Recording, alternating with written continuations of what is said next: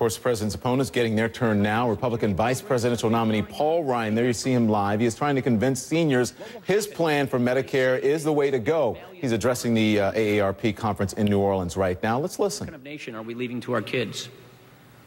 You're right to ask these questions. You're right to worry that years of empty promises by both political parties are threatening the security of your golden years. And you're right to demand honest answers from those who are asking for your vote. Mitt Romney and I share your concerns, and we respect you enough to level with you.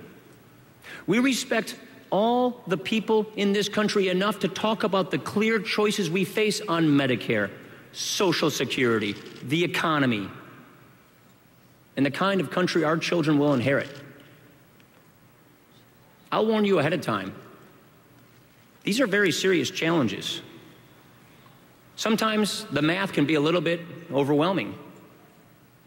Well, let's just start with some simple subtraction. 2012 minus 50. If you're turning 50 this year, you were born in 1962.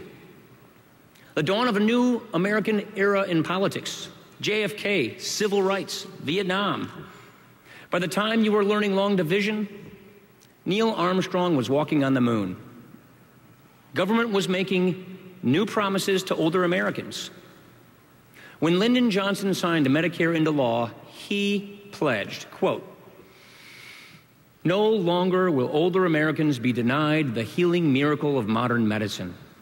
No longer will young families see their own incomes and their own hopes eaten away simply because they are carrying out their deep moral obligations to their parents and to their uncles and to their aunts."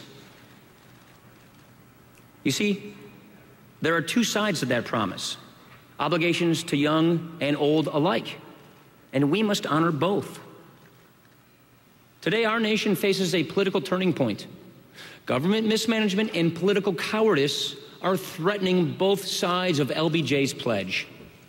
Seniors are threatened by Obamacare, a law that would force steep cuts to real benefits in real time for real people. Meanwhile, younger Americans are burdened by an ever-growing national debt and a diminished future. Here's the good news. By embracing common sense reforms now, we can get ahead of the problem and keep promises people have organized their lives around. You see, if we reform Medicare for my generation, we can protect it for those in or near retirement today. That is Paul Ryan down in New Orleans making his case and Mitt Romney's case for Medicare and to help people who are retiring. He's speaking at the AARP convention. It's called Life at 50 Plus, taking us back to 1962. There, those baby boomers.